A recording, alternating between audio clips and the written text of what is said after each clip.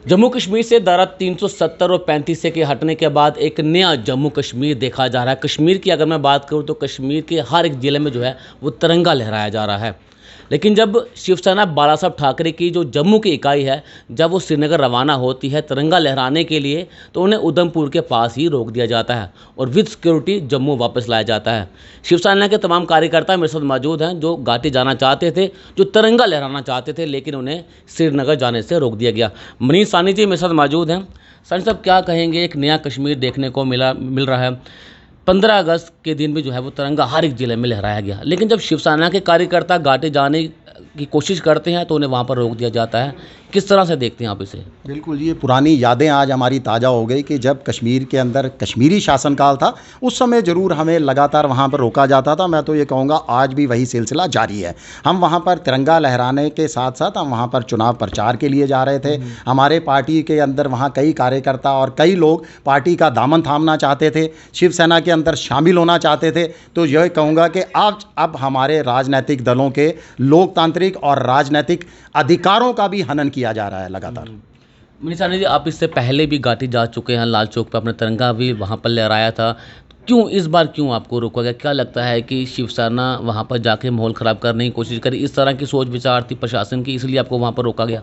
देखिए, अब कश्मीर भारत का अभिन्न अंग है। मैं तो कहूँगा कि किसी भी राजनीतिक दल को, चाहे वो शिवसेना हो, बीजेपी हो, कोई भी राजनीतिक दल हो, हर दल को हर राज्य के अंदर जाने की अनुमति होनी चाहिए, चुनाव प्रचार करने की अनुमति होनी चाहिए, अपनी पार्टी की जो वर्किंग है उसको करने की अनुमति वहाँ पर होनी चाहिए। अगर इस तरह का हनन किया जाता है, आपको जबरन रोका जाता है। हमें यहाँ पर जो है जम्मू से बिल्कुल शांतिपूर्ण ढंग से हम मात्र 5 लोग एक गाड़ी के साथ यहाँ से निकलते हैं, जिसकी जानकारी पुलिस प्रशासन को, जम्मू कश्मीर प्रशासन को, तमाम सुरक्षा कर्मियों को दे दी जाती है, उच्च अधिकारियों को। हमें स्क्वाड भी दिया जाता है, यहाँ पर दिया जाता है उसके साथ। मगर 70 किलोमीटर जाने के आगे बाद उधमपुर पर हमें पुलिस बल का प्रयोग कर गाड़ियों से बाहर नहीं निकलने दिया जाता, वहाँ पर रोक दिया जाता है, जबरन वहाँ से जो है वापस धकेल दिया जाता है। मैं पूछना चाहता हूं कि क्या ये नया कश्मीर है जिसका प्रधानमंत्री जम्मू कश्मीर के उपराज्यपाल लगातार दावा करते हैं? एक तरफ तो प्रधानमंत्री जी दावा करते हैं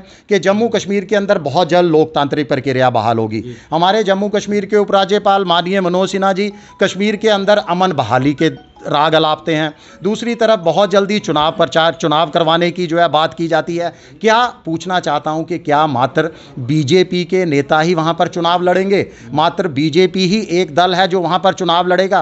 क्या शिवसेना को राजनीतिक दल होने के बावजूद वहां पर चुनाव लड़ने की इजाज़त नहीं होगी? जिस तरीके का हमारे साथ व्यवहार किया गया, जिस तरीके से हमें वहां अपने वर्किंग कमेटी यूनिट्स बनाने की इजाज़त नहीं दी गई, मुझे लगता है कि शायद हमें चुनाव लड़ने की भी पर हमारे ऊपर रोक लगा दी जाए। हमने इसकी जानकारी हाई कमांड को भी दी है। देखिए, लगातार 2 महीने के अंदर हमें दूसरी बार यहाँ कश्मीर जाने से रोका गया है और हर बार यही हवाला दिया गया कि कश्मीर के हालात ठीक नहीं हैं। पूछना चाहता हूँ कि अगर कश्मीर के हालात ठीक नहीं हैं तो लगातार जम्मू कश्मीर सरकार और केंद्र सरकार अमन बहाली के जो दावे कर रही है, क्या उस पर ये खुद ही अपना क्वेश्चन मार्क लगा रहे हैं? क्या वो तमाम दावे खोखले हैं?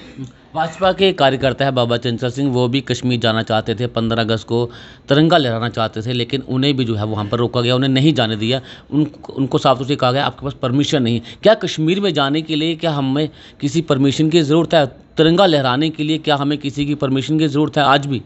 देखिए, कश्मीर भारत का अभिन्न अंग था, है और रहेगा। शायद हम जम्मू कश्मीर के प्रशासन, जम्मू कश्मीर का पुलिस बल शायद इस सत्य को बार बार भूल जाते हैं। हमें जो है जम्मू कश्मीर के वासियों को ही नहीं, पूरे देशवासियों को देश के किसी भी हिस्से के अंदर आने जाने की इजाज़त दी जानी चाहिए।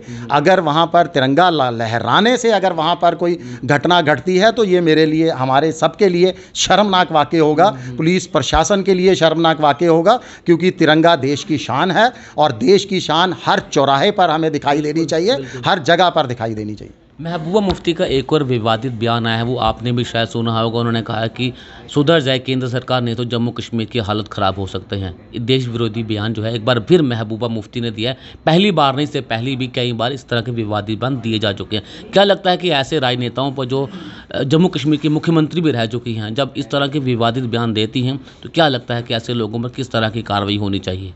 देखिए, मैं तो ये प्रशासन का दोहरा रवैया कहूँगा कि जो लोग देश हित की बात करते हैं, जैसे शिवसेना देश प्रेम की बात करते हैं, विरोधियों को कड़ा जवाब देते हैं, उन लोगों को तो कश्मीर जाने की अनुमति नहीं है। मगर जो लगातार देश के विरोधी बयानबाजी करते हैं, 370 बहाली का दावा करते हैं, पाकिस्तान का राग अलापते हैं, कभी चाइना का राग अलापना जाता है और अब को अफ़गानिस्तान और तालिबान का राग अलापना शुरू हो गए।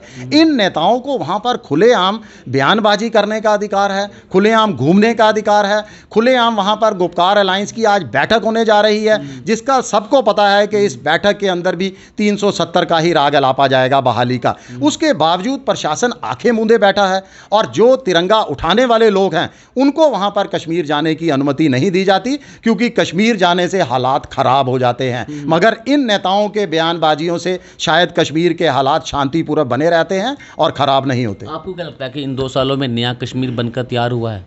देखिए, अगर इन 2 सालों की हम बात करें तो 5 अगस्त 2019 को जो हमारे साथ वादे किए गए थे उन्नति के, आर्थिक उन्नति के, रोजगार के, हमारे विकास के, वह तो उनमें से तो शायद ज़मीनी तौर पर कुछ भी पूरा नहीं हुआ। हाँ, जो इन 2 सालों के अंदर हुआ वो ये हुआ कि अब राजनीतिक पार्टियों के लोकतांत्रिक और राजनीतिक अधिकारों का भी हनन शुरू हो चुका है।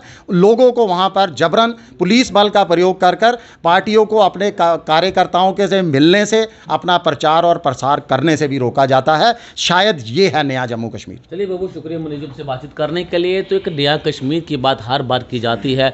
भाजपा के नेता ये कहते हैं कि कश्मीर बदल रहा है।